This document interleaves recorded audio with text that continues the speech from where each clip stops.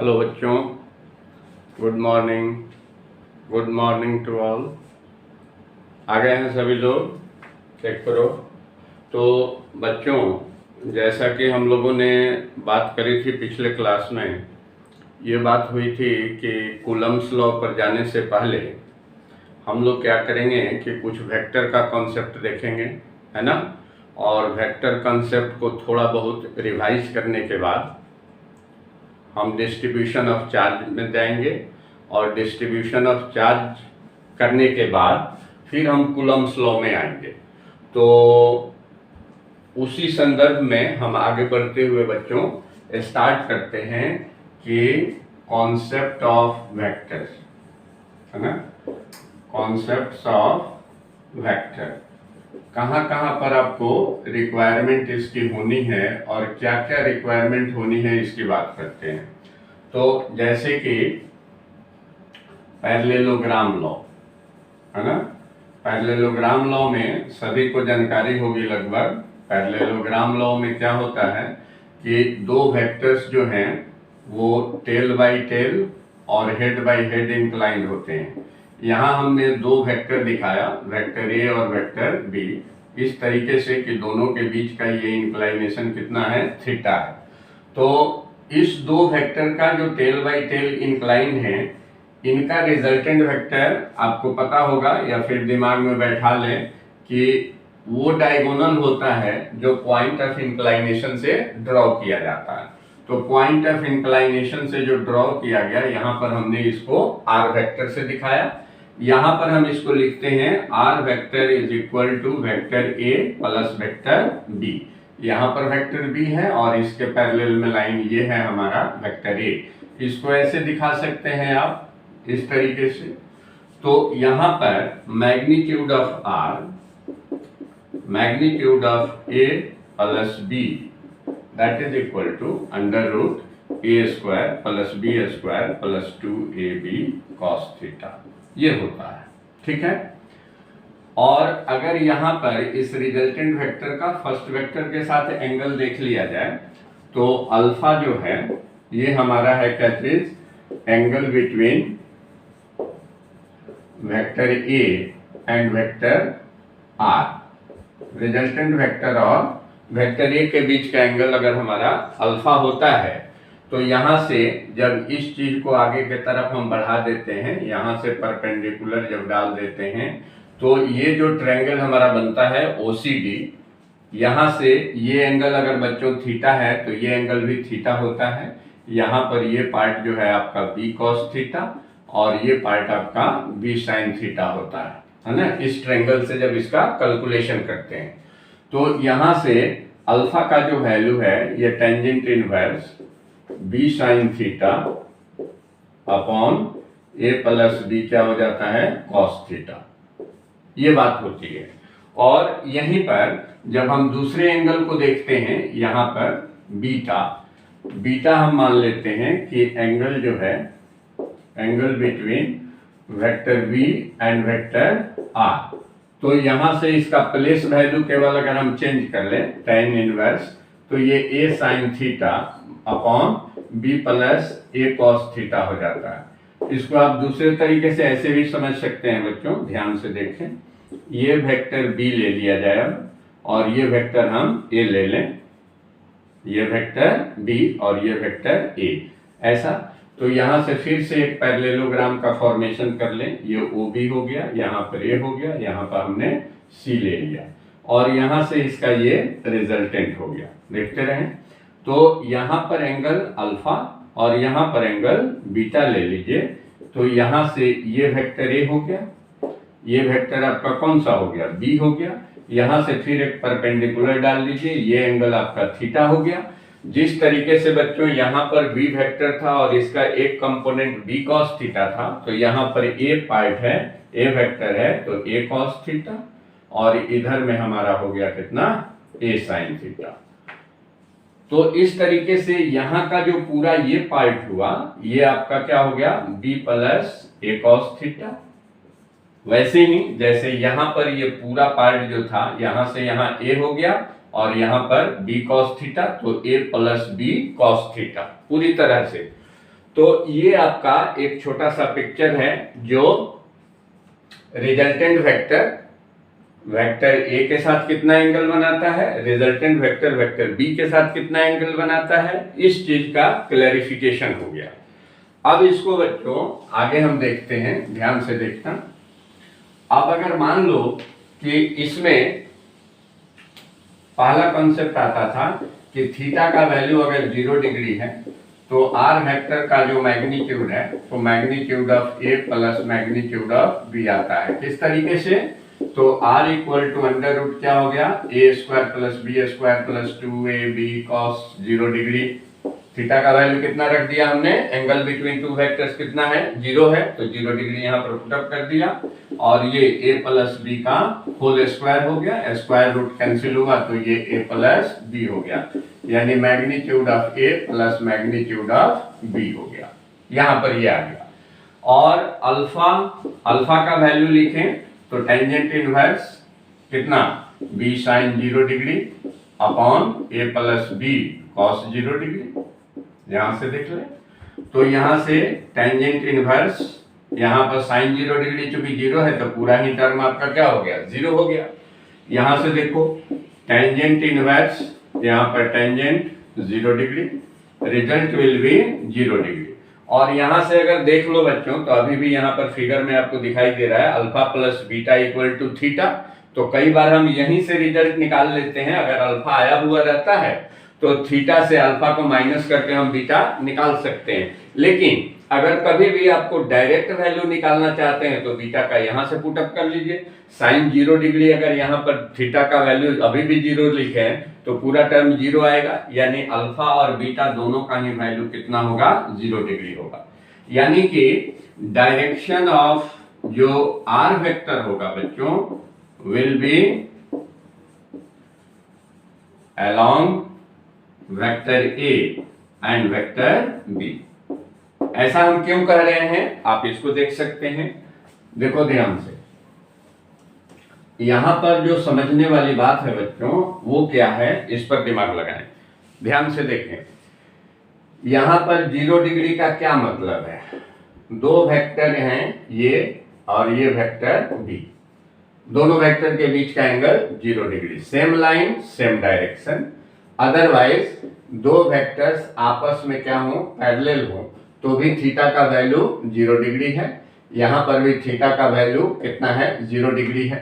इन दोनों का ही कॉम्बिनेशन हमारा ये आर वेक्टर है, ये बी वेक्टर, ये आपका ए वेक्टर, तो रिजल्टेंट का भी डायरेक्शन उसी के तरफ होगा, है ना, जिधर डायरेक्शन में वेक्टर ए है।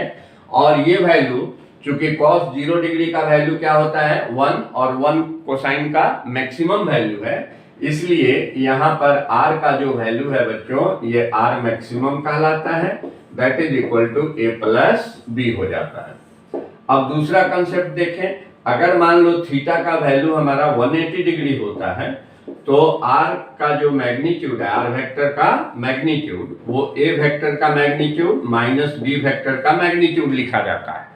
और ये किस तरीके से आएगा, आप यहां पर देखो, अंडर रूट क्या हो गया, a square plus B square plus 2ab, और cos हो गया कितना, 180 डिग्री। cos 180 डिग्री का जो वैल्यू है वो -1 हुआ, तो यहां से इसको पुट अप कर लें, a square plus B square और -2ab, यहां से a माइनस बी का होल स्क्वायर, और ये हो गया आपको अंडर रूट, तो रिजल्ट हो जाएगा आपको a माइनस बी, यानी magnitude of r is equal to magnitude of a minus magnitude of b, ये हो जाता है।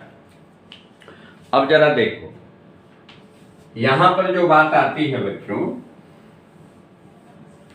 ये क्या कंडीशन हो गया कि दो वेक्टर सेम लाइन पर तो हैं लेकिन दोनों के बीच का जो डायरेक्शन है वो अपोजिट है। कभी भी कोई भी दो वेक्टर हो, दो वेक्टर हमको बहुत काम आएगा, ये सारा चीज हमको कहां पर, कूलम्ब्स लॉ में, जहां पर भी दो वेक्टर अगर एक दूसरे से अपोजिट डायरेक्शन में है, एंगल इनका 180 डिग्री का है, या दो वेक्टर ऐसे हैं जो इस तरीके से एंटी पैरेलल है, ये क्या है बच्चों, ये हो गया एंटी पैरेलल। तो उस सिचुएशन में आर का जो वैल्यू है ये आर मिनिमम हो गया, है ना, और आर मिनिमम का वैल्यू a माइनस बी है, यानी magnitude of a minus magnitude of b। देखें यहां पर अब मेन रूप से डायरेक्शन की बात आती है ना। डायरेक्शन पर यहां पर दिमाग लगाना पड़ता है। कई बार बच्चे इसमें कंफ्यूज रहते हैं, तो यहां पर उस कंफ्यूजन को हमेशा के लिए दूर रखें और किस तरीके से कॉन्सेप्ट लाएंगे उस पर विचार करें। जैसे यहां पर दो वेक्टर थे, सेम लाइन पर सेम डायरेक्शन में थे, रिजल्टेंट का डायरेक्शन दोनों वेक्टर के अलोंग ही था। अब जो हमारा सिचुएशन आ रहा है उस पर जरा विचार करें। देखें यहां पर अल्फा का जो वैल्यू है ये टेंजेंट इनवर्स यहां पर b sin 180 degree divided by a plus b cos 180 degree. बच्चों साइन 180 डिग्री का भी वैल्यू आपको पता है 0 ही होगा, तो यहां पर टेंजेंट इनवर्स ये वैल्यू भी हमारा 0 आ गया। मतलब टेंजेंट इनवर्स यहां पर टेंजेंट 0 डिग्री और टेंजेंट 180 डिग्री भी लिखा जा सकता है, क्योंकि टेन 180 डिग्री का भी वैल्यू 0 ही होता है। तो हम यहां पर लिख सकते हैं कि 0 डिग्री होगा या फिर 180 डिग्री होगा। यहीं पर बात होती है। जैसे पहले वाले कंसेप्ट में भी हमने बात करी थी बच्चों, तो वहां पर भी अल्फा का जो वैल्यू आया था, अल्फा का वैल्यू टेंजेंट इनवर्स यहां पर 0 आया हुआ था, ये वैल्यू 0 आया था।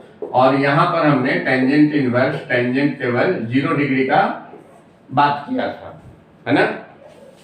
और यहां पर जब 0 आ रहा है तो उसके लिए हम दोनों की बात कर रहे हैं। बच्चों ऐसा है कि यहां पर का जो कंसेप्ट है मेरा, मैक्सिमम जो एंगल गया हुआ है वो कहां तक गया हुआ है 180 डिग्री तक, और यहां पर चूंकि हमारा 0 डिग्री तक का ही कंसेप्ट था, तो छोटी मोटी बातें ये दिमाग में रख सकते हैं कि या तो यहां पर 0 डिग्री हो सकता है या फिर 180 डिग्री हो सकता है। In the same way beta is equal to 180 degree और 0 डिग्री ये लिखा जा सकता है। मतलब इसके रिवर्स में, इसके रिवर्स की बात क्यों कर रहे हैं, क्योंकि बीटा हम तब कैलकुलेट करते हैं जब हम प्लेस वैल्यू वेक्टर का क्या करते हैं, चेंज करते हैं। तो यहां से प्लेस वैल्यू जैसे ही चेंज हुआ तो वो मैटर हमारा बच्चों चेंज हो जाता है।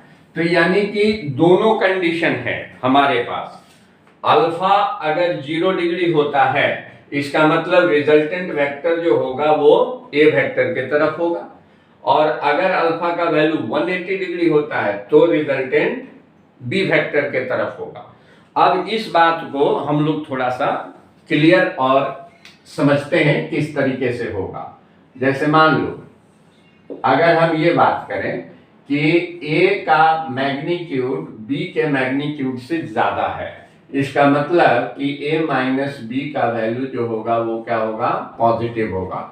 और ऐसे सिचुएशन में डायरेक्शन ऑफ r वेक्टर जो होगा वो will be along vector a होगा। जैसे यहां पर देखें, आप एक एग्जांपल से इसको समझ लेते हैं। मान लो यहां पर एक मास है m और इधर डायरेक्शन में हमने फोर्स लगा दिया 20 न्यूटन, और इधर डायरेक्शन में हमने फोर्स लगा दिया कितना, 5 न्यूटन।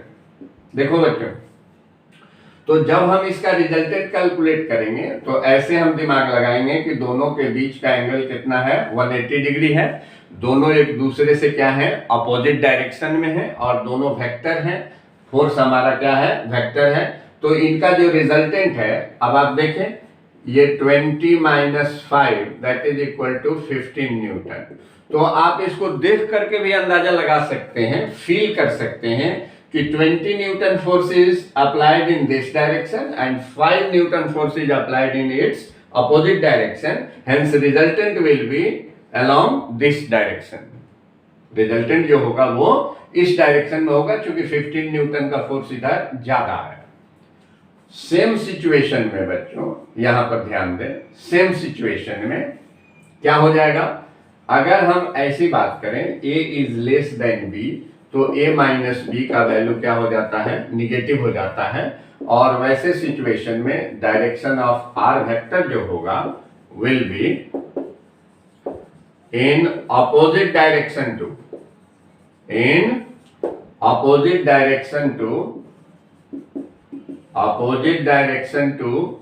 a vector और along b vector। ऐसे भी कह सकते हैं आप कि या तो a के अपोजिट कहा जाए या फिर along b वेक्टर। जैसे यहाँ पर इसी मैटर को मान लो मास वहीं रखा जाए, इधर हम बच्चों 5 न्यूटन कर दें और इधर में हम 20 न्यूटन कर दें और इनका हम रिजल्टेंट कैलकुलेट करें, रिजल्टेंट यहाँ पर कैलकुलेट करें तो क्या लिखा जाएगा, 5 minus 20 that is equal to minus 15 newton. तो minus sign represents what, minus sign indicates the direction is opposite. तो यहाँ पर 15 न्यूटन जो है वो ज्यादा किधर के तरफ है, इधर के तरफ है बच्चों, इसलिए यहाँ पर जो ये बॉडी है वो इधर के तरफ मूव करेगी। यहाँ पर मैग्नीट्यूड इधर ज्यादा है तो इधर के तरफ मूव करेगी। इसका मतलब साफ हुआ बच्चों कि जब कभी भी दो फोर्स अपोजिट डायरेक्शन में काम करेंगे तो उनका रिजल्टेंट वेक्टर जो होगा उस वेक्टर के अलोंग होगा जिसका मैग्नीट्यूड ज्यादा होगा। यानी direction of r vector will be along the vector of larger magnitude. Clear हो गई बात यहां से कि direction of r vector will be along the vector of larger magnitude. ये बात हमें दिमाग में बैठा लेनी है, बस यही मेन चीज है यहाँ। तीसरे बात पर आए बच्चों, जब थीटा का वैल्यू कितना हो जाए, 90 डिग्री हो जाए, तब आर का जो वैल्यू होगा वो अंडर रूट कितना हो गया, A square plus B square. और ऐसे सिचुएशन में हम ऐसे भी लिख सकते हैं, आर वेक्टर का मैग्नीट्यूड इसका स्क्वायर, ए वेक्टर का मैग्नीट्यूड इसका स्क्वायर प्लस बी वेक्टर का मैग्नीट्यूड इसका स्क्वायर। दो वेक्टर जो हमारे हैं वो परपेंडिकुलर हैं, ये देखिए ए वेक्टर और ये हमारा हो गया बी वेक्टर, दोनों वेक्टर के बीच का एंगल कितना है, 90 डिग्री है। ओके, तो अब अल्फा की बात अगर करें तो टेंजेंट इनवर्स यहां पर कितना हो गया बच्चों, बी साइन 90 डिग्री अपॉन ए प्लस बी कॉस 90 डिग्री। तो कॉस 90 डिग्री का वैल्यू यहां हो गया 0, साइन 91 हो गया बी अपॉन ए, यानी टेंजेंट इनवर्स बी अपॉन क्या हो गया, ए हो गया। ये अल्फा का वैल्यू हो गया। अगर ये अल्फा का वैल्यू है तो आप बीटा डायरेक्ट समझ रहे हैं कि इसका प्लेस वैल्यू हमको चेंज करना है, यानी ए बाई बी हो जाएगा। ये तो छोटी मोटी जानकारी बच्चों यहां पर ये होती है पैरेललोग्राम लॉ की। इसमें जो है एक बात और जो हमें ज्यादा जरूरत की आएगी कोलंबियन फोर्स में, कूलम्ब्स लॉ में ज्यादा जो जरूरत की चीज आएगी उसके लिए हम आपको बता दें, यहां पर ध्यान दें क्या करना होगा। जैसे मान लो कि ऐसा सिचुएशन आ जाए, नोट करके लिखने, नोट करके बता रहे हैं, देखो अगर ए वेक्टर का मैग्नीट्यूड बी वेक्टर के मैग्नीट्यूड के इक्वल हो जाए, मतलब ए इक्वल टू क्या हो जाए बच्चों, बी हो जाए, तो वैसे सिचुएशन में आर का जो वैल्यू होता है वो under root A square plus 2a square cos theta हो गया। यहां पर हम क्या लिख सकते हैं, 2a स्क्वायर कॉस थीटा। आपको ये बात बिल्कुल समझ में आ रही होगी बच्चों कि a square plus B square plus 2ab cos theta के जगह पर हमने एक में ही इसको कन्वर्ट कर लिया। तो इस तरीके से आ गया, अगर 2a स्क्वायर का वैल्यू कॉमन कर लें तो 1 प्लस कॉस थीटा हो गया, और यहां से 1 प्लस कॉस थीटा का जो वैल्यू है ये आपको 2 कॉस स्क्वायर थीटा बाई 2 हो जाता है। ऐसे थोड़े बहुत ये चीज आपको याद ही होगा, लेकिन अगर याद नहीं हो तो यहाँ पर मैं लिख देता हूँ, ये हो गया 2 कॉस स्क्वायर थीटा बाई 2, और 1 माइनस कॉस थीटा का जो वैल्यू होता है वो कितना होता है, 2 साइन स्क्वायर थीटा बाई 2। तो उसके हिसाब से यहाँ पर जो रिजल्ट आया 2a कॉस थीटा बाई 2 इसका होल स्क्वायर अंडर रूट, और ये हमारा आ जाएगा 2a कॉस थीटा बाई 2। तो जब कभी किसी भी बच्चे को अगर ये मैटर याद रहता है, ये मैटर बच्चों अगर याद रहता है कि कोई भी दो वेक्टर जिसका मैग्नीट्यूड इक्वल है उसका जो रिजल्टेंट होता है वो इतने के बराबर होता है, 2a cos थीटा बाई 2 के इक्वल होता है। अगर ये कंसेप्ट क्लियर है तो इतना दूर कैलकुलेशन करने से आप बच सकते हैं। अब यहां पर जो अल्फा का वैल्यू है ये टेंजेंट इनवर्स यहां पर b sin theta upon a plus b cos theta, ये ऐसा होता है, फॉर्मूला हम जानते हैं। यहां पर हम क्या कर सकते हैं बच्चों, ये ध्यान दें, अब b के जगह पर a कर लो यहां पर और इसके जगह पर भी a कर लो, तो हमारे पास जो आ जाएगा वो क्या हो जाएगा, tangent inverse a sin theta upon a 1 plus cos theta, ये हो जाएगा। a से a कैंसिल हो जाएगा, ऊपर में sin थीटा हो गया, टेंजेंट इनवर्स है ना, ये formula 2 sin theta by 2 into cos theta by 2 ऊपर के लिए और नीचे में फिर 2 cos स्क्वायर थीटा बाई 2, ऐसा हो गया। तो यहाँ 2 से 2 कैंसिल हो गया बच्चों और ये cos थीटा बाई 2 से इसका स्क्वायर कैंसिल हो गया, कितना बचा tan थीटा बाई 2, तो tangent inverse tangent theta by 2 result will be theta by 2, और यही सेम चीज हम बीटा के लिए भी लिख लेंगे।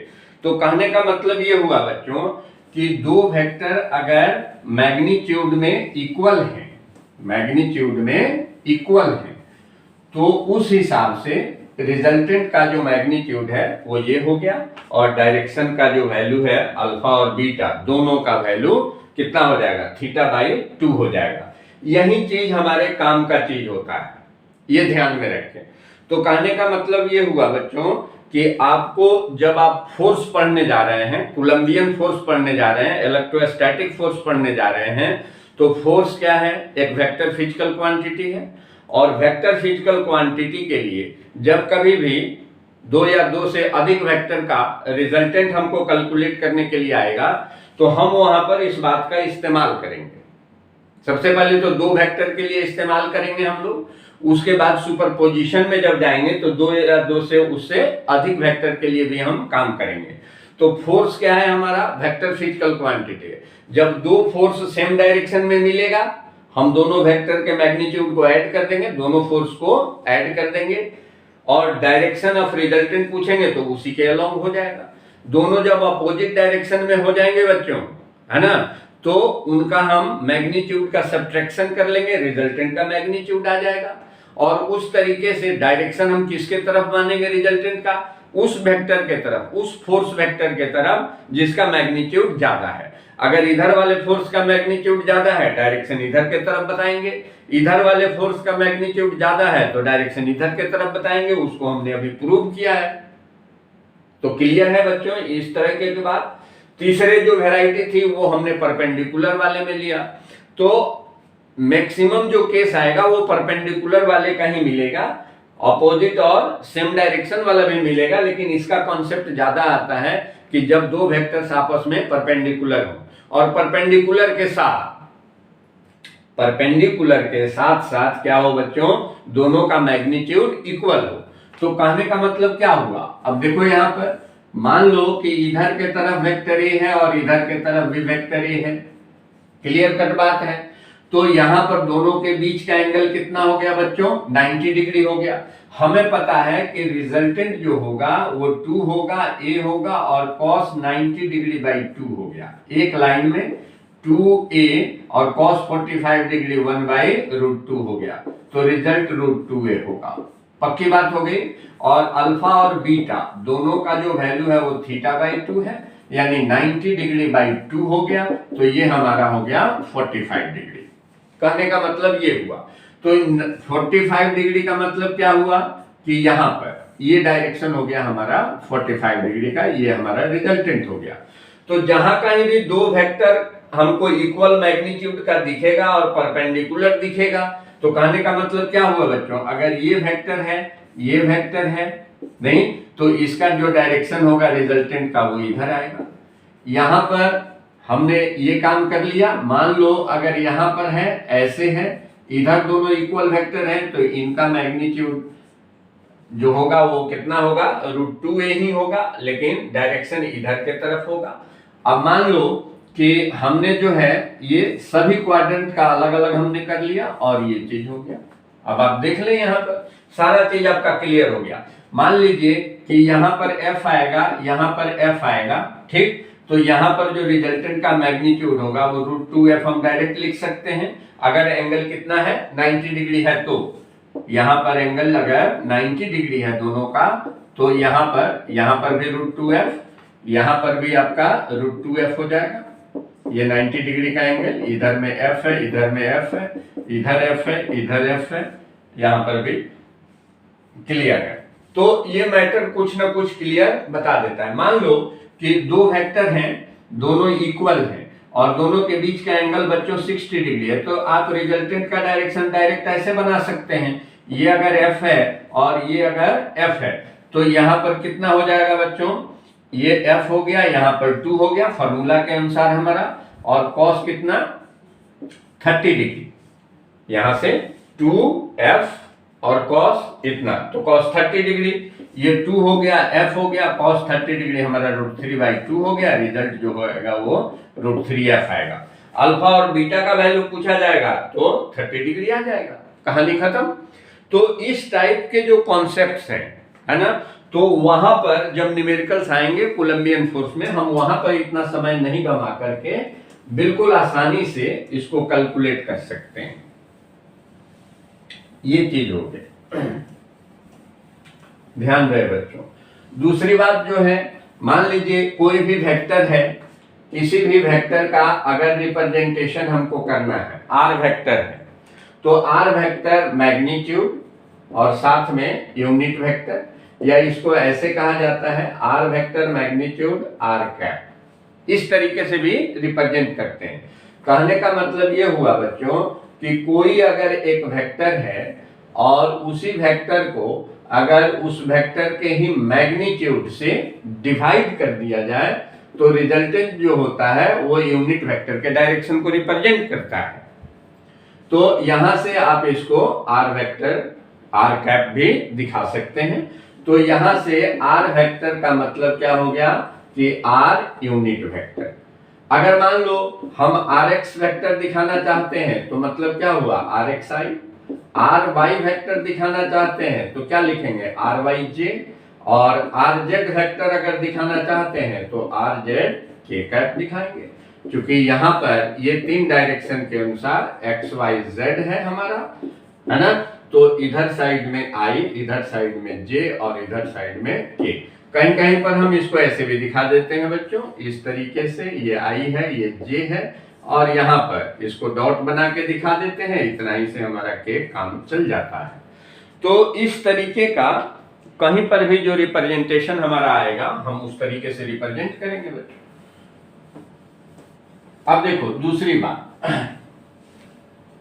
अगर किसी प्लेन की बात करें, ठीक है, किसी हम मान लो प्लेन की बात करते हैं, एक्स वाई प्लेन की बात करते हैं, तो आर वेक्टर जो होगा वो r cos theta i cap plus r sine theta j cap, इस तरीके से काम करते हैं, इस तरीके से रिजल्ट दिखाते हैं। क्योंकि यहाँ पर अगर आर वेक्टर है और यहाँ से इसने एंगल थीटा बनाया हुआ है, तो यहाँ से एक परपेंडिकुलर हमने डाल दिया, मान लो ओ ए बी हो गया, तो यहाँ से यहाँ तक का ये जो वैल्यू है वो आर कॉस थीटा, और यहाँ से यहाँ ये जो वैल्यू है वो कितना हो गया बच्चों आर साइन थीटा। ध्यान दें इस बात का। तो ऐसे सिचुएशन में मान लो कभी ऐसा सिचुएशन आ जाए, यहाँ पर ये ऐसा दिया हुआ है, ये ऐसा दिया हुआ है, ये पॉइंट हमने ए मान लिया, ये पॉइंट ओ मान लिया, और यहाँ पर का पॉइंट यहाँ से ये हमने बी मान लिया। तो कहने का मतलब क्या हुआ कि इधर जो कंपोनेंट है ये हम लिख सकते हैं आर कॉस थीटा, और ये हम लिख सकते हैं आर साइन थीटा। जो कंपोनेंट होता है वही यहाँ पर कोऑर्डिनेट के रूप में दिखाया जाता है। तो ये आपका आर कॉस थीटा और ये आपका आर साइन थीटा, अगर ये आर वेक्टर है तो हमने एक सर्कल का एक छोटा सा पार्ट लिया, वहां पर भी कहीं पर अगर ये पार्ट हमें दिखाना है कोऑर्डिनेट के फॉर्मेट में अगर दिखाना है तो वहां पर भी हम इस बात को दिखा सकते हैं। और इसका जो मैग्नीट्यूड होता है, सभी को याद रखना है कि मैग्नीट्यूड जब कभी भी हम बात करते हैं इसका, तो आर वेक्टर का जो मैग्नीट्यूड होता है वो अंडर रूट क्या लिखा जाता है, कोफिशिएंट ऑफ आई प्लस यहां पर क्या लिखेंगे, कोफिशिएंट ऑफ जे इसका स्क्वायर। और डायरेक्शन की अगर बात कर ले, यहां पर थीटा डायरेक्शन है, tangent inverse coefficient of J divided by coefficient of I. तो ये रही बात बच्चों, वेक्टर पढ़ाना यहाँ उद्देश्य नहीं है मेरा, बस थोड़ा बहुत इसका हमने रिवीजन करा दिया। तो ये मैटर क्लियर हो गया बच्चों कि रिजल्टेंट वेक्टर का ये कॉन्सेप्ट मैग्नीट्यूड का, उसके डायरेक्शन का ये कॉन्सेप्ट, इसी के बेस पर हम लोग डायरेक्शन डिसाइड करते हैं। अब जो है थोड़ी सी बात बच्चों हम चर्चा कर लेते हैं, जैसे क्वांटाइजेशन की बात हुई थी, क्वांटाइजेशन ऑफ चार्ज, जब लार्ज स्केल में चार्ज का अमाउंट होता है तो हमने ये बात बताई थी कि वहां पर डिस्ट्रीब्यूशन ऑफ चार्ज का कॉन्सेप्ट आ जाता है बच्चों, है ना। तो डिस्ट्रीब्यूशन ऑफ चार्ज की जब बात करते हैं तो उस पर थोड़ी सी चर्चा हम कर लेते हैं, सब लोग ध्यान दें। यहां पर distribution of charge, distribution of charge में कॉन्सेप्ट जो है वो किसका है, यूनिफॉर्म डिस्ट्रीब्यूशन ऑफ चार्ज की बात हम करेंगे सबसे पहले, यूनिफॉर्म डिस्ट्रीब्यूशन ऑफ चार्ज। तो ये तीन तरह से चार्ज का डिस्ट्रीब्यूशन किया जाएगा according to the dimension of the object. मान लो कि यहां पर पहला जो डिस्ट्रीब्यूशन की बात आती है बच्चों, वो होता है linear distribution of charge, linear distribution of charge. कहीं कहीं पर इसको लाइन डिस्ट्रीब्यूशन लिखा रहता है ना, लाइन डिस्ट्रीब्यूशन। तो इससे कोई भी घबराने की बात नहीं है, एक ही बात है। मान लीजिए ये वैलिड है वन डायमेंशनल ऑब्जेक्ट के लिए। मान लीजिए ये आपका एक वायर है और ये जो वायर है इस पर हमने पूरे लेंथ पर पॉजिटिव चार्ज दिखाया हुआ है। पूरा लेंथ हमारा कितना है, L है, और इस पर जो नेट चार्ज है वो कितना है बच्चों, Q है। तो यहां पर जो चार्ज का डिस्ट्रीब्यूशन है वो किस तरीके से है, तो distribution of charge is uniformly over the whole length है, ओवर द क्या है यहां पर, होल लेंथ है। ये चीज होगी। तो सवाल ये उठता है कि हम बात करें इसके एक एक पॉइंट की, बच्चों ध्यान से देखें, एक एक पॉइंट की बात करें तो इसमें इनफाइनाइट पॉइंट्स आ जाएंगे और हर एक पार्ट का हम कैलकुलेशन करें तो उस तरीके से ये आ जाता है Q/L, जिसको हम लैम्डा से दिखाते हैं और इसको बोलते हैं लीनियर चार्ज डेंसिटी। क्या बोलते हैं, लीनियर चार्ज डेंसिटी। मतलब अगर चार्ज हम कैलकुलेट कर रहे हैं charge per unit length, that is called linear charge density. अब यहां से बात करें बच्चों, मान लिया जाए, ध्यान दो, अगर हमने यहां पर ये चार्ज का डिस्ट्रीब्यूशन दिखाया है, ठीक है, कितने लेंथ तक, L लेंथ तक। अब इसका मान लीजिए इसका एक छोटा सा पार्ट हमने यहां पर dl ले लिया, ठीक, या dx ले लो, अच्छा रहेगा, dx ले लेते हैं, x पर जाकर dx ले लिया, एक एलिमेंट्री पार्ट। चूंकि चार्ज जो है वो uniformly distributed over the whole length है, तो यहां पर अगर हमने ये पॉइंट पार्ट कंसीडर की, एलिमेंट्री पार्ट अगर कंसीडर कर लिया तो बच्चों यहां पर का जो ये चार्ज है as a point charge consider किया जा सकता है, as a point charge. Point charge का मतलब, पॉइंट चार्ज का कॉन्सेप्ट शायद मैंने पहले भी आपको बताया था कि जब उसका पार्ट से लेंथ या डिस्टेंस का वैल्यू बहुत ज्यादा हो तो कोई भी यहां पर बॉडी हो, किसी भी टाइप की बॉडी हो, as a point charge behave की जाएगी, बहुत स्मॉल चार्ज। तो अगर यहां पर हम बात करें कि एल लेंथ का चार्ज हमारा क्यू है, यूनिट लेंथ का चार्ज हमारा क्यू बाई एल है, तो इस dx लेंथ का चार्ज क्या हो जाएगा बच्चों? Charge of dx length, charge of क्या लेने जा रहे हैं? dx length. dx length is what? That is the elementary part. तो एलिमेंट काटने का, एलिमेंट लेने का अपना एक तरीका है, ऐसे ही नहीं कहीं से कहीं कोई कुछ भी कर लेगा, नहीं बच्चों। हमने मान लिया कि ये जो x है वो यहां पर आता तो क्या हो जाता?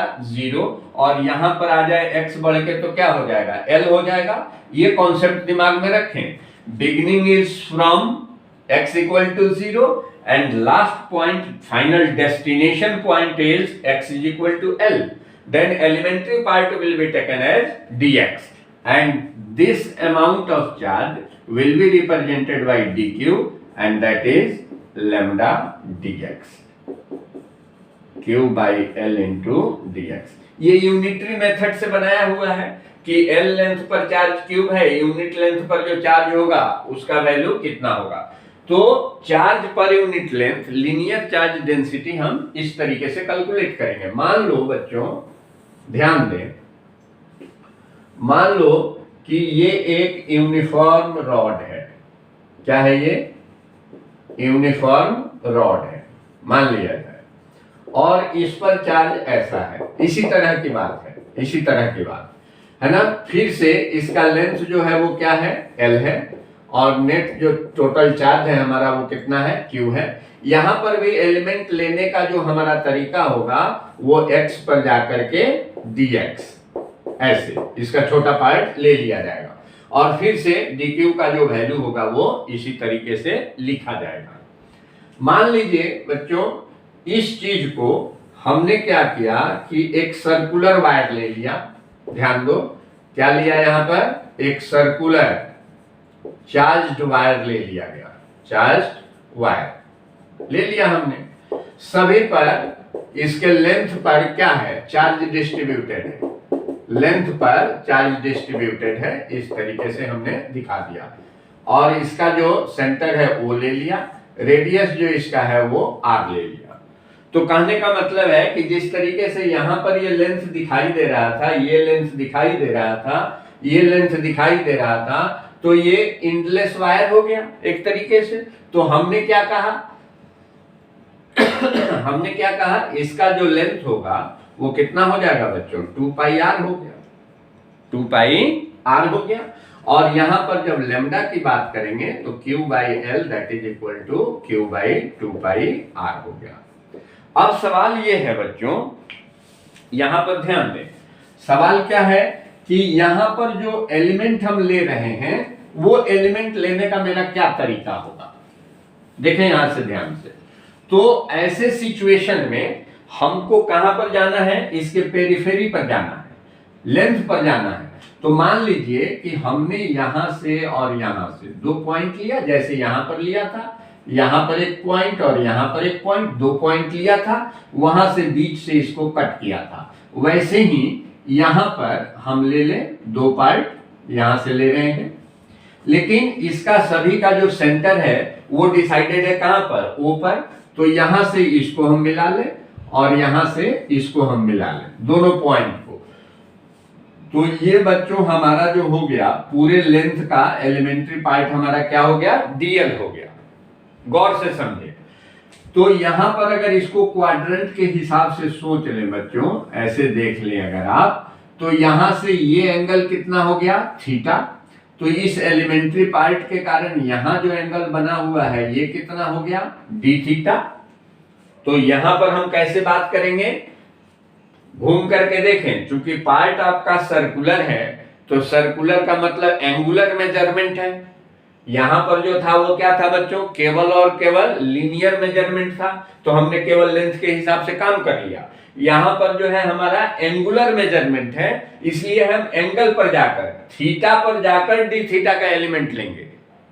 जैसे x पर जाकर यहाँ dx लिए, उसी तरीके से यहां से थीटा पर जाकर d थीटा का एलिमेंट कट करेंगे और वहां से d थीटा का जो वैल्यू होगा बच्चों, क्या dl अपॉन r लिखा जाएगा, यानी dl का जो वैल्यू हो गया बच्चों, ये कितना हो जाएगा, r d थीटा हो जाएगा। क्लियर? क्या हो गया, r d थीटा। तो अब जो है charge on elementary part, charge on elementary part जो हमारा होगा वो कितना लिखा जाएगा, एलिमेंट्री पार्ट कौन है, dl है, तो इसके लिए जो चार्ज है हमारा वो कितना है बच्चों, dq है, और ये dq का जो वैल्यू है वो कितना है, लैम्डा इंटू dl है। ठीक है, लैम्डा का जो वैल्यू है वो q बाई कितना है, 2 पाई r है, और यहां से dl का जो वैल्यू है वो कितना है बच्चों, r d थीटा है। सॉरी, तो r से r आपका यहां कैंसिल हो गया, ये जो रिजल्ट आएगा q बाई 2 पाई और ये यहां पर d थीटा। बच्चों यहां पर हमने क्या किया, हमने केवल आपको ये समझाया कि एलिमेंट आखिर लेते कैसे हैं और एलिमेंट्री पार्ट का जो चार्ज होता है उसको हम कैसे कैलकुलेट करते हैं। अब जरा हम थोड़ा सा आगे बढ़ते हैं बच्चों, इतनी छोटी सी इसमें जानकारी के बाद दूसरे पर आते हैं, दूसरे चार्ज डिस्ट्रीब्यूशन पर।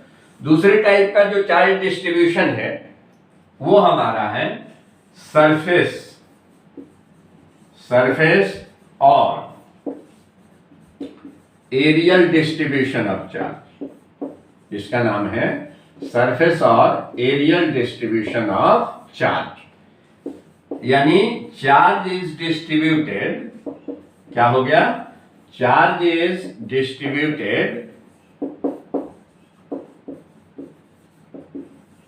Uniformly, uniformly over the whole area, over the whole area और सरफेस, और सरफेस। कहने का मतलब ये है बच्चों कि ये जो है वो वैलिड है किसके लिए, वैलिड फॉर 2D ऑब्जेक्ट। जो 2D ऑब्जेक्ट्स हैं, है ना, 2 डायमेंशनल जो ऑब्जेक्ट्स हैं जिनके पास क्या होगा, एरिया होगा, जिनके पास सरफेस होगा, उसके लिए ये है। मान लिया जाए कि ये एक प्लेट है, सपोज करो ये एक प्लेट है और प्लेट के सरफेस पर ये चार्ज है। ध्यान रहे ये हमारा रेक्टेंगुलर प्लेट है, तो ये B है और ये यहां पर क्या है बच्चों, L है। ये B है और ये L है। इसका मतलब यहां पर जो है वो क्या है, एरिया है। तो area A is equal to क्या हो जाएगा, LB हो जाएगा। यहां पर हमने इसको लिख लिया। क्लियर? अब सवाल ये है कि जैसे हमने वहां पर लाइन चार्ज डिस्ट्रीब्यूशन में, लीनियर चार्ज डिस्ट्रीब्यूशन में क्या देखा कि चार्ज पर यूनिट लेंथ, चूंकि चार्ज डिस्ट्रीब्यूटेड था ओवर द होल लेंथ, यहां पर चार्ज डिस्ट्रीब्यूटेड है over the whole area, over the whole surface. तो इसका मतलब क्या हुआ कि यहां पर जो चार्ज होगा पर unit area, charge per unit area, यहां पर जो लिखा जाएगा यूनिटरी मेथड से वो क्या हो जाएगा, charge per unit area. Charge per unit area is called surface density of charge. इसको बोलते हैं बच्चों सरफेस और areal density of charge, areal density of charge. तो इसको रिप्रेजेंट करते हैं हम लोग सिग्मा से, यानी सिग्मा जो आपका हो गया वो कितना हो गया, Q बाई A हो गया, सरफेस चार्ज डेंसिटी। अब इसके बारे में, जैसे यहां पर ये रेक्टेंगुलर प्लेट हमने लिया था, अगर इसके बारे में देखें तो Q बाई कितना हो गया, LB हो गया। अब सवाल ये है कि जब 2 डायमेंशनल ऑब्जेक्ट होगा तो उसका एलिमेंट लेने का मेरा क्या तरीका होगा, तो उसको हम छोटा सा एग्जांपल से यहां से देखते हैं। ये मान लीजिए x है और ये हमारा y है। यहां पर जो है ये हमारा रेक्टेंगल है, ये लेंथ L है बच्चों और ये हमारा B है।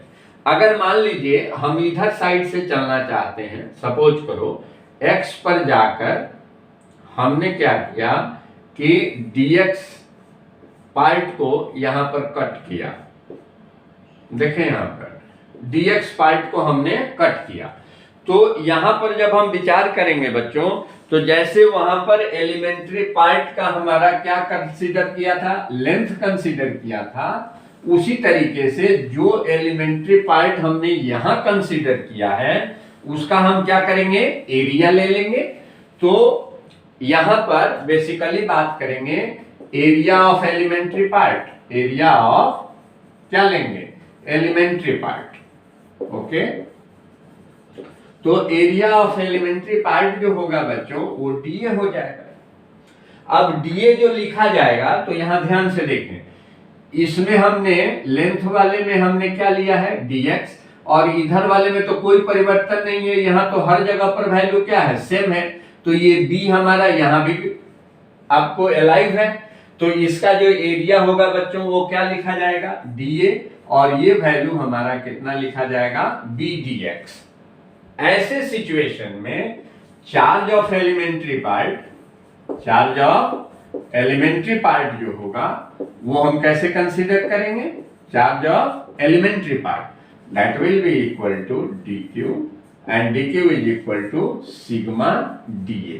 याद रहे बच्चों, वहां पर लेमडा था तो लेमडा dx लेमडा dl होता था, यहां पर सिग्मा dA होगा, है ना। सिग्मा का जो वैल्यू है यहाँ पर Q बाई LB है बच्चों, और यहाँ पर dA का जो वैल्यू हमने कैलकुलेट किया B dx लीजिए, B से B कैंसिल हो गया, यहाँ पर Q by L into dx ऐसे लिया जा सकता है। एक बार हमने जो है सेपरेशन कहां से लेना शुरू किया था बच्चों, y एक्सिस से parallel to the x axis और along to the x axis. अगर सेम सिचुएशन में दूसरे डायरेक्शन की बात करें, चूंकि प्लेन है, सरफेस है, तो दो डायरेक्शन का कॉन्सेप्ट आता है।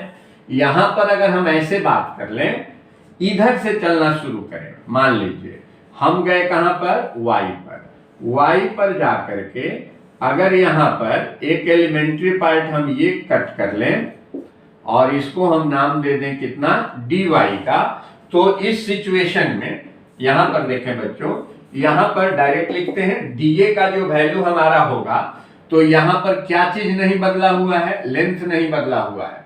यहां पर हमने जो कट किया है वो b में से कट किया है, तो यहां पर ये हो जाएगा L dy, dA का वैल्यू। तब यहां dq का वैल्यू क्या हो जाएगा, फिर से वही चीज सिग्मा dA लिखा जाएगा बच्चों। तो सिग्मा के जगह पर सिग्मा q बाई कितना, LB charge per unit area, और इस एरिया का क्या वैल्यू है, तो L dy है, तो L से L कैंसिल होगा, यहां पर Q बाई B और dy होगा। तो y डायरेक्शन में जो वेरिएशन होगा 0 टू b, x डायरेक्शन में जो वेरिएशन होगा वो 0 टू l, और इस तरीके से जब इंटीग्रेट किया जाएगा, टोटल चार्ज का कैलकुलेशन करेंगे, तो फिर वो आसानी से हमारा कैलकुलेट हो जाएगा। तो ये रहा बच्चों 2D का कंसेप्ट। अब मान लो एक छोटी सी बात हम यहाँ पर और चर्चा करना चाहेंगे, वो ध्यान से देख लें एक बार, तो मैटर आपको पूरी तरह से समझ में आ जाएगा। और देखें, अब इस तरीके का जो प्लेट है, अब सर्कुलर प्लेट पर एक बात कर लेते हैं, है ना, ध्यान से देखना, सर्कुलर प्लेट पर बात कर लेते हैं। बस छोटी सी जानकारी आपको ओवरव्यू दे रहे हैं कि एलिमेंट जो है वो लेते कैसे हैं। मान लिया जाए कि यहां पर ये बच्चों ऐसा है, ये जो है ये रेडियस r, और ये जो दिया हुआ है ये सर्कुलर जो है हमारा प्लेट है, ठीक। सर्कुलर जो ये प्लेट है, तो इस प्लेट के पूरे सरफेस पर चार्ज है, तो इसका जो एरिया है बच्चों, एरिया कितना है, पाई r स्क्वायर है। यानी सिग्मा का जो अगर वैल्यू पूछा जाए, तो टोटल चार्ज अगर Q है तो Q बाई A, और ये हो गया Q बाई कितना, पाई r स्क्वायर, ये चीज है। अब अगर इसको गौर करें, जैसे मोमेंट ऑफ इनर्शिया वगैरह में या ग्रेविटेशन वगैरह में बताया जाता है, वही का कंसेप्ट है। मान लो इसकी बात अगर हम करें बच्चों, तो इसका मतलब क्या हुआ कि ये कई रिंग से मिलकर के ये डिस्क हमारा बना हुआ है। इसमें से हम जाकर के मान लीजिए R पर जाकर dr का एक एलिमेंट कट करेंगे, यहां से इस तरीके का सिचुएशन होगा और यहां से हमारा इस तरीके का सिचुएशन था। अब देखो जरा, ये कहने का मतलब क्या हुआ कि यहां पर एक हमने R ले लिया और यहां पर एक हमने R प्लस क्या ले लिया, dr ले लिया, R प्लस dr। यानी हमारे पास जो है ये जो शेडेड रीजन है ये हमारा एलिमेंट्री पार्ट है, ये हमारा क्या है, एलिमेंट्री पार्ट है। और इस एलिमेंट्री पार्ट का जो एरिया होगा वो क्या होगा, dA होगा। आप देख पा रहे हैं बच्चों कि जिस चीज से मिलकर के ये बना हुआ होता है, कंसीडर करते हैं जिस चीज से मिलकर के बना हुआ, उसके किसी खास डिस्टेंस पर जाकर उसको हम एक बार राउंड अप कर लिए और उससे जस्ट आगे एक लेकर के हमने एलिमेंट्री पार्ट बना लिया। अब ये वैल्यू अगर कैलकुलेट करना है बच्चों तो आपको याद हो, ये देखो इस तरीके से अगर यहां पर ये R1 है और यहां पर अगर ये R2 है, आप याद करें तो इसका एरिया मतलब इस पार्ट का अगर आपको एरिया लिखना है तो आप कैसे लिखते हैं, पाई R2 स्क्वायर माइनस कितना, पाई R1 स्क्वायर, ये वैल्यू हो जाता है। सेम वही सिचुएशन में अगर यहाँ dA आपको लिखना है बच्चों, ध्यान से देखें, dA अगर लिखना है तो पाई हो गया R प्लस क्या हो गया, dr का स्क्वायर और माइनस हो गया पाई R स्क्वायर। तो यहां से पाई को आप कॉमन कर लो, यहां से R square plus 2R dr, ठीक, प्लस क्या हो गया dr का स्क्वायर और माइनस हो गया पाई R square, sorry minus R square. तो R स्क्वायर से R स्क्वायर ये कैंसिल हो गया, dr अपने आप में क्या है बच्चों, छोटा है, स्मॉल है, तो dr स्क्वायर जो होगा वो वेरी वेरी स्मॉल हो जाएगा, मतलब ये हमारा नेग्लिजिबल हो सकता है। तो वैसे सिचुएशन में जो यहां पर dA आया है ना, वो कितना हो गया, तो पाई इंटू कितना 2R dr, तो ये हुआ आपका 2 पाई R dr। अब कई बार आप देखे होंगे बच्चों, कई जगहों पर ये बात बताया जाता है कि इसको कट कर लो है ना और सीधा लंबा कर दो, तो इसका जो लेंथ है तो यही लेंथ हमारा 2 पाई R हो गया और उसमें थिकनेस से मल्टीप्लाई कर दो, हमारा एरिया हो गया। कई बार क्या होता है कि बच्चे इसमें कंफ्यूज हो जाते हैं, है ना, कि कहां से कट करें और क्या सीधा करें, कैसे कैसे लोग बता रहे हैं। बच्चों सीधा कॉन्सेप्ट है, जिससे ये मिल करके बना हुआ है ना उसको आप सोचो, थोड़ा सा इसके बारे में आइडिया लगाओ और एग्जैक्ट वैल्यू कैसे आता है उस पर आप दिमाग लगाओ, ऐसे भी आप समझ सकते हो। तो कहने का मतलब क्या हुआ कि अंदर का जो ये रिंग से मिलकर के बना हुआ था, तो इस रिंग का पेरीमीटर और इनटू थिकनेस अगर कर दें तो एरिया आ गया। दूसरा एक तरीका और आपको बता देते हैं, मान लो बच्चों यहां पर फिर से एक बार देख लो, ध्यान से देखो, मान लो कि यहां पर सॉरी यहां पर अंदर में रिंग है, तो रिंग का जो एरिया होगा वो कितना हो गया, पाई R स्क्वायर हो गया। रिंग का एरिया कितना हुआ, पाई R स्क्वायर। अब हमको इसका क्या निकालना है, एलिमेंट्री पार्ट का एरिया, इसी को डिफरेंशिएट कर लो यार, dA हो गया, ये पाई कांस्टेंट हो गया, R स्क्वायर का कितना हो गया 2R dr हो गया, कहानी खत्म। तो 2 पाई R dr ऐसे भी समझ सकते हो, ये बात हो गई। अब हमको क्या करना है, इस एलिमेंट्री एरिया का हमको क्या निकालना होगा, चार्ज निकालना होगा। तो charge will be dq and that is sigma dA। तो सिग्मा के जगह पर q बाई कितना पाई R स्क्वायर हो गया और इनटू यहाँ पर 2 पाई स्मॉल r dr हो गया। तो पाई से पाई आपका कैंसिल हो गया बच्चों, तो 2q बाई कितना हो गया R square, capital R square small r dr that is equal to dq। Element निकालने का तरीका, एलिमेंट लेने का तरीका और एलिमेंट्री चार्ज का वैल्यू कैसे कंसीडर करेंगे, कैसे कैलकुलेट करेंगे, ये दिखाने का मेरा छोटा सा मकसद है आपको। आई होप आप समझ पा रहे होंगे बच्चों। जहां कहीं भी जिसको भी कुछ भी दिक्कत लगती हो बेहिचक पूछेगा, बेहिचक बोलेगा। क्या? अच्छा, बात अगर जहां कहीं भी दिक्कत आ रही है बच्चों, हाँ तो पिछले क्लास में अगर मान लो नीचे से ये पार्ट कट रहा था, है ना, तो किसी को बोलना तो चाहिए था। हम यहां से अंतर्यामी नहीं है बेटा, हम तो इसको देख करके अपने हिसाब से जहां तक हाथ चलती जा रही थी वहां तक लिखते जा रहे थे, किसी ने बताया नहीं।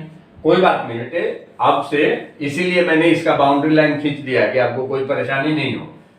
कोशिश ये है हमारी। तीसरा जो पार्ट है वो क्या है हमारा, ये है volume charge density. Volume charge density और चार्ज डेंसिटी या volume charge distribution. Volume charge distribution कहने का मतलब कि ये जो है ये वैलिड है, वैलिड फॉर 3D ऑब्जेक्ट्स, है ना। 3D ऑब्जेक्ट्स के लिए मतलब कंडक्टर के लिए। कहने का मतलब ये हुआ कि यहां पर charge is distributed, charge is distributed uniformly, uniformly over the whole volume, over the whole volume। ये यहां पर ध्यान दें। तो यहां पर देखें Q बाई V का जो वैल्यू होगा ये यहां पर रो के द्वारा रिप्रेजेंट होगा और इसको कहेंगे वॉल्यूम चार्ज डेंसिटी। क्या कहेंगे? Volume charge density. ये चीज वॉल्यूम चार्ज डेंसिटी। तो यहां से क्या मतलब हो गया इसका? Charge per unit volume, charge per unit volume. मान लीजिए यहां पर जो है बच्चों ये हमारे पास है ना, एक यहां से हमने मान लिया एक क्यूबॉइड है, ठीक, जिसका लेंथ ब्रेड्थ और हाइट मतलब यहां पर वॉल्यूम है, LVH वॉल्यूम है। तो यहां से हमने क्या किया कि अगर Q का वैल्यू हमें कैलकुलेट करना है तो यहां पर Q इक्वल टू कितना हो गया? रो V, या rho equal to Q by V हो गया, जहां पर Q अपॉन LVH आप कह सकते हैं। ये पार्ट हो गया। तो अब जो है यहां पर ध्यान रखें बच्चों, अगर चार्ज जो है पूरे इंटरनल पार्ट पर, ध्यान करना क्या है, यहां पर भी अगर ये हॉलो है तो चार्ज इसके सरफेस पर ही होगा बच्चों। चार्ज कहां पर होगा? सरफेस पर। अगर ये क्या है? सॉलिड है पूरी तरह से और नॉन कंडक्टिंग है। कंडक्टिंग होगा तो जैसा कि हमने आपको बताया था कि कंडक्टर के सरफेस पर ही चार्ज डिस्ट्रीब्यूटेड होते हैं, चाहे वो हॉलो स्फीयर हो, सॉलिड स्फीयर हो। जैसे मान लो बेटे यहां पर ये लिखा हुआ है कि ये रेडियस r है, यहां पर सेंटर है और ये जो है सॉलिड स्फीयर है। कौन सा स्फीयर है? सॉलिड स्फीयर है। तो चार्ज जो है डिस्ट्रीब्यूटेड ऑन द सरफेस ही माना जाएगा, इन द वॉल्यूम नहीं माना जाएगा अगर ये कंडक्टिंग स्फीयर है तब। क्योंकि कंडक्टर के अंदर में चार्ज रहेगा ही नहीं, वो डिस्ट्रीब्यूट होकर के कहां चला जाएगा? सरफेस पर चला जाएगा। कंडक्टिंग अगर सॉलिड स्फीयर है तब, ये हमेशा ध्यान रखेंगे। लेकिन अगर ये सॉलिड स्फीयर नॉन कंडक्टिंग है, क्या है? नॉन कंडक्टिंग है, तो इसके हर पार्ट पर क्या होगा? हर पार्ट पर इसका चार्ज होगा। बच्चों ध्यान रखें इस बात का। ये रेडियस r हो गया और इसको हमने लिख दिया यहां पर नॉन कंडक्टिंग। तो नॉन कंडक्टिंग का मतलब क्या हुआ कि चार्ज जो है वो अंदर में है। क्लियर? पूरे पार्ट में चार्ज भरे हुए हैं। यहां से बच्चों ध्यान से देखें कैसे हम काम करेंगे। यहाँ एलिमेंट लेने का हमारा तरीका क्या होगा, ये जो है अब यहाँ पर देखो इसका जो वॉल्यूम है वो कितना होता है 4/3 पाई आर क्यूब होता है। तो रो का जो वैल्यू होगा वो क्यूब अपॉन कितना हो गया 4/3 पाई आर क्यूब हो गया। तो ये 3 क्यूब/4 पाई आर क्यूब हो गया। अब ये जो है ये इसको माना जाता है मेड अप ऑफ कॉम्बिनेशन, है ना, कॉम्बिनेशन ऑफ hollow spheres और spherical cells। spherical सेल से मिल करके ये बना हुआ है। कहीं कहीं पर हम इसको डिस्क से भी बना हुआ मना लेते हैं इसको। तो ऐसे सिचुएशन में अगर हम ये मानकर चलते हैं कि ये स्फेरिकल सेल से मिलकर बना हुआ है, तो एक छोटा सेल हमने लिया, यहां पर ये R ले लिया और यहां पर हमने ये क्या ले लिया, ये हमने dr ले लिया, R प्लस क्या हो गया dr। अब ये पार्ट जो है हमारा बच्चों, ये पार्ट ये हमारा एलिमेंट्री पार्ट हो गया। और इस एलिमेंट्री पार्ट का जो वॉल्यूम होगा, volume of elementary part, volume of elementary part that will be equal to dv। तो सिंपल जो लॉजिक है उसके हिसाब से आप ध्यान दें, तो dv का वैल्यू जब हम कैलकुलेट करेंगे तो यहां पर 4 पाई, देखो यहां से हम लोग कैसे करेंगे 4 पाई r स्क्वायर और इंटू कर लेंगे कितना dr। यहां से 4 पाई अंदर वाला जो पार्ट है इसका एरिया निकाले और इसके थिकनेस से मल्टीप्लाई कर दिए। तो ये हमने माना हुआ है बच्चों स्फेरिकल सेल। स्फेरिकल सेल का जो एरिया होगा वो कितना होगा 4 पाई r स्क्वायर और यहां पर हमने इसको लिख दिया dr। अदरवाइज जो दूसरा हमने तरीका बनाया था, जैसे देखना रिंग को क्या किया था, रिंग का अंदर वाला रेडियस r था, उसका पूरा लेंथ 2 पाई r और थिकनेस से मल्टीप्लाई कर दिया था, तो लेंथ इनटू थिकनेस वहां एरिया दे दिया था। यहां पर वॉल्यूम निकालना है तो एरिया अंदर वाले का निकाल के थिकनेस से मल्टीप्लाई कर दीजिए। अदरवाइज मान लो ये स्फेरिकल सेल है, अंदर वाला को स्फीयर माने, तो इसका जो वॉल्यूम है बच्चों वो 4/3 पाई आर स्मॉल r का क्यूब ही तो होगा। हम इसमें क्या करेंगे, इसको डिफरेंशिएट कर लो बच्चों, तो 4/3 पाई हो गया और इंटू r क्यूब का डिफरेंशिएशन कितना हो गया 3r स्क्वायर dr हो गया। 3 से 3 आपका कैंसिल हो गया बच्चों, ये 4 पाई r स्क्वायर dr हो गया। कहानी खत्म। तो अब कहने का मतलब ये हुआ कि ये वैल्यू जैसे मेरा कैलकुलेट हुआ, ये वैल्यू जैसे ही कैलकुलेट हुआ, तो उस एलिमेंट्री पार्ट का जो कंसेप्ट है ना, एलिमेंट्री पार्ट का जो कंसेप्ट आया हमारा, उसके हिसाब से चार्ज जब कैलकुलेट करेंगे, charge on elementary part, charge on elementary part, है ना। एलिमेंट्री पार्ट का मतलब क्या है, elementary volume, that is equal to कितना dq and dq is equal to rho dv। Rho का वैल्यू कितना है बच्चों 3q/4 pi r cube into dv का वैल्यू देखो 4 pi r square dr। 4 pi से 4 पाई कैंसिल हो गया, 3q/r क्यूब और यहां r स्क्वायर dr हो गया। कहानी खत्म। तो बच्चों हमने अभी चर्चा की आपके सामने कि डिस्ट्रीब्यूशन ऑफ चार्ज क्या है ना, कितने तरह का चार्ज डेंसिटी होता है, उसके बारे में हमने बात की। ठीक, अब इन सभी चीजों को अगर एक पार्ट में हम दिमाग में बैठाना चाहें तो आप देखो इसका यहाँ पर डाटा किस तरीके से हम बात कर रहे हैं, 3 तरीके से बात कर रहे हैं।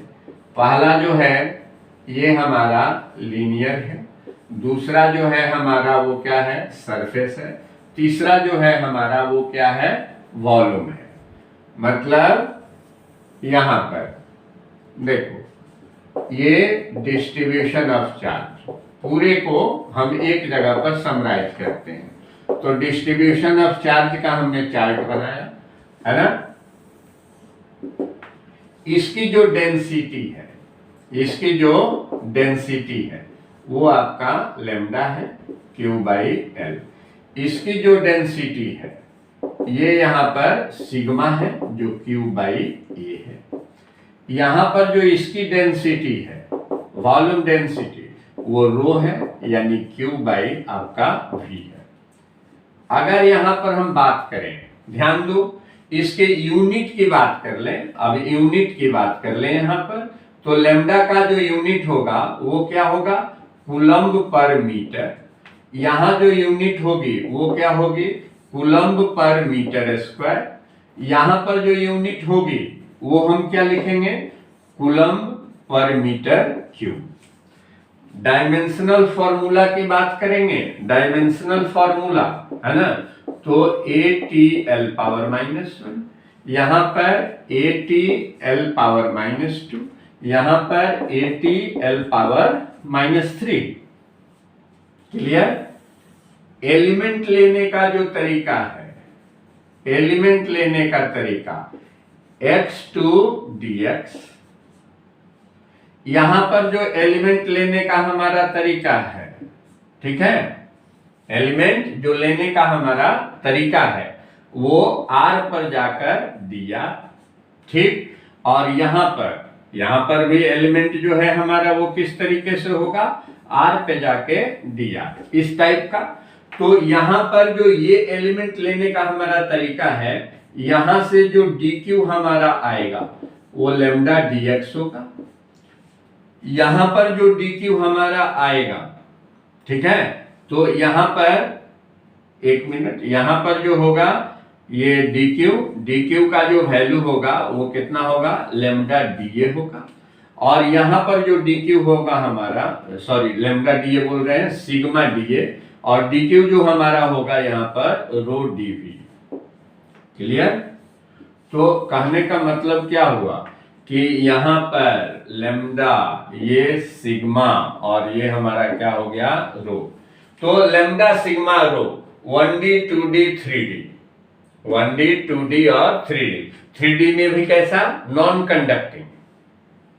तो आई होप बच्चों आपको जो है, जो मैंने वेक्टर का थोड़ा कॉन्सेप्ट समझाया है ना, वो चीजें क्लियर समझ में आ गई होंगी, कैसे कैसे हमको उसका इस्तेमाल करना है।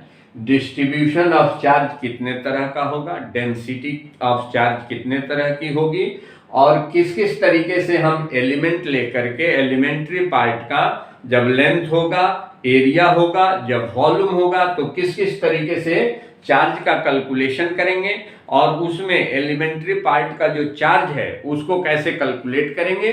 बस इतनी जानकारी के बाद अब हम बच्चे नेक्स्ट क्लास में आपसे डिस्कस करेंगे कूलम्ब्स लॉ से रिलेटेड प्रॉब्लम्स, है ना। अब ओरिजिनल काम पर आप आ जाएंगे। तो आज के लिए बच्चों बस इतना ही। हंसते रहिए, मुस्कुराते रहिए और क्लास एंजॉय कीजिए। ओके, चलो जी, ओके, बाय बाय बच्चों।